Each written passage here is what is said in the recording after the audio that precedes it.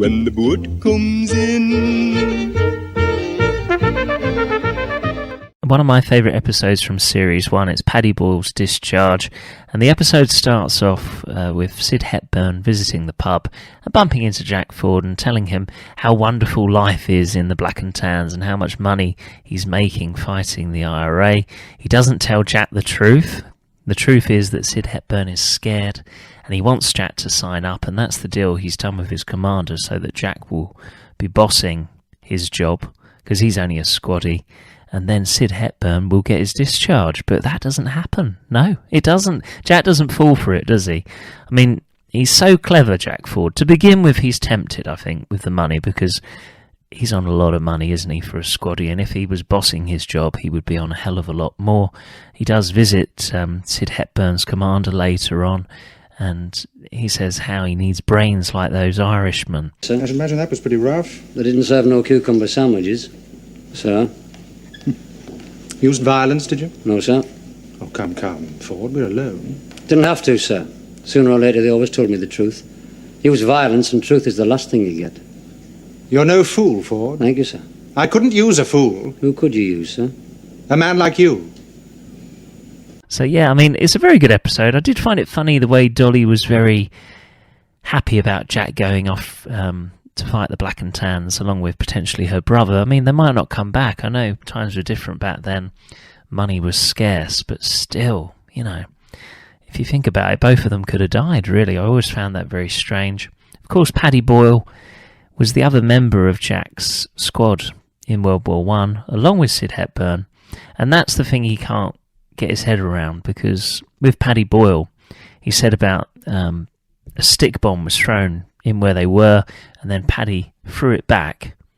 Actually, I think it was Matt Headley who said this, and, you know, a second later they would have died. So it all seems very strange. Paddy Boyle has joined the IRA, but he's not really an active member, is he? He just gives information. He starts to follow the two Black and Tans, and then the horrible one, Bartram, beats him up, doesn't he? So then Jack beats him up. That's quite a funny scene. But yeah, I mean, it's funny when Jack visits the IRA and then the member of the IRA is like, that's sort of an Irish answer. So they can see how clever he is as well. But Jack doesn't really want to get involved in it, to be honest. And he's heard the terrible atrocities, etc., from the other side. So he doesn't want to get involved, does he? I mean, it was a terrible conflict, as we know, and we do know atrocities did happen. Back then. But it's a great episode, isn't it? And of course, another sad moment in this episode is when Mary dies. I mean, she's had a long battle with tuberculosis and she sadly dies. And you see Tom at the end. And that's a great scene. Great acting. I mean, he's just gone thieving, hasn't he?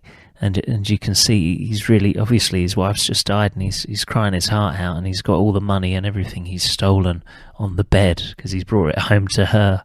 But yeah, that was sad for Mary that there was no upside. Even though he started to really get the stuff that she needed, it wasn't in time, was it? But yeah, tuberculosis, what a terrible way to go. And back then, a lot of people did die of things like that, like malnutrition and tuberculosis and Spanish flu. That's another one that comes up in the series later on.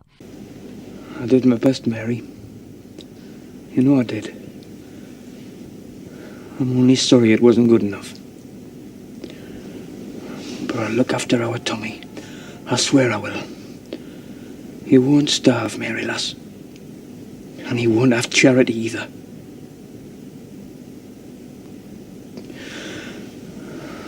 Oh, Mary.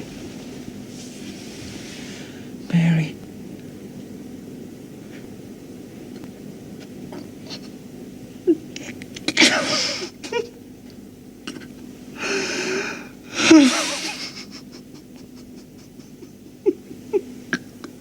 Paddy Boyle, I think Jack was more sympathetic towards Paddy, although when Paddy comes round and he's helping Jack with the decorating, he didn't want to, did he? That was quite funny.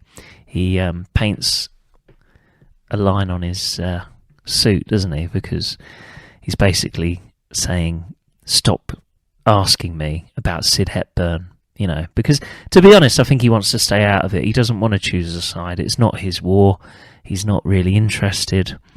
But at the end, it's sad because they get to the train station. Unfortunately, Matt had too much to drink. He had a habit of this in the series. I loved Matt Headley, though, great character.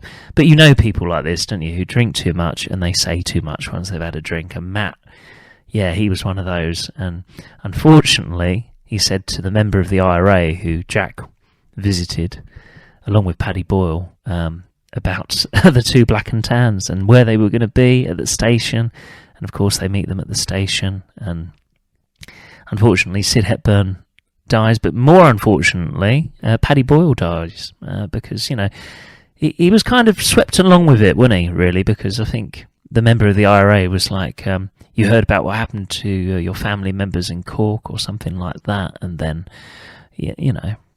so Jack felt very sorry for Paddy, I think, more than Sid. Yeah, because at the end he does say, looks like Sid Hepburn got his discharge after all, but Paddy didn't. Because Sid wanted his discharge because he was scared.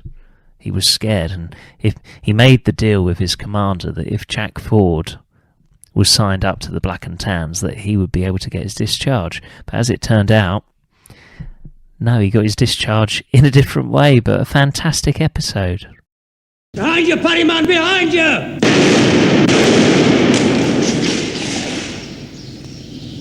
Mons and Wybers, Cambrai and the Somme. And the poor bugger had to buy the bloody railway station. Well, at least Sid Hepburn got his discharge. Pity poor Paddy had to get his and all. On to episode 9, An Angel on Horseback. This is one of those episodes that doesn't feature Jack Ford, so a very different episode, and it's mostly about Bella's uncle. And basically Bill doesn't like him, mostly because he's Irish, to be honest, but Bella absolutely loves him. And the funniest part of the episode probably is, it's not funny that Bella's uncle dies, but the funny part is he likes a flutter, he's Irish, and he makes a bet on his deathbed, basically, and all 3 of the horses come in, but sadly, because of something that happened at the racetrack, the bets don't come off. She gets her money back, but she would have won like £9, which was a lot of money back then.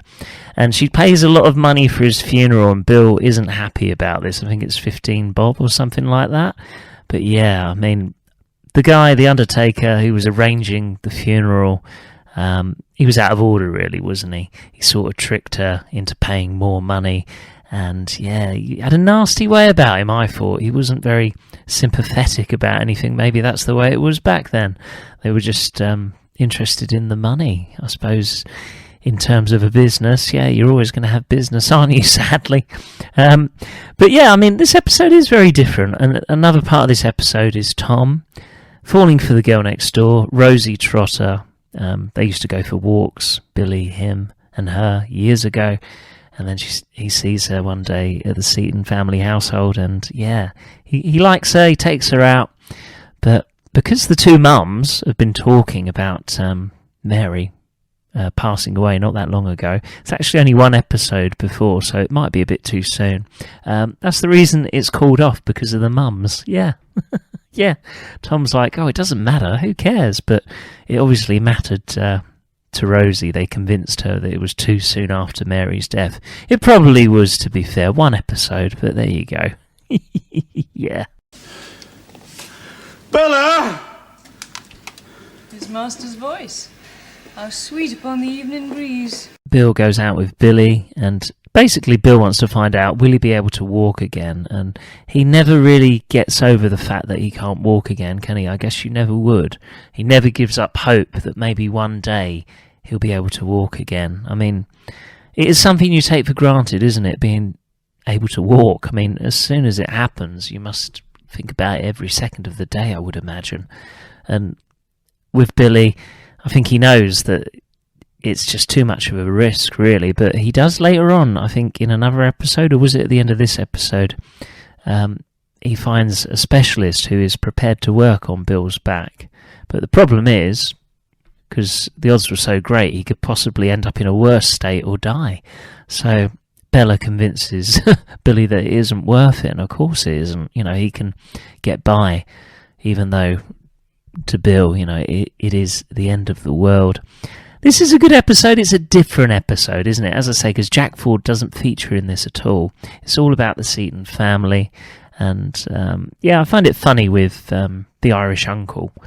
Because obviously Bella loves him, but Bill doesn't want to have anything to do with him, really. Even when he dies, he's like, I never liked him, blah, blah, blah. When he should have just said, sorry, you know. Yeah, it's quite funny. But yeah, they're a great couple, aren't they, Bill and Bella? They're very humorous and they bounce off of each other very well. When the boat comes in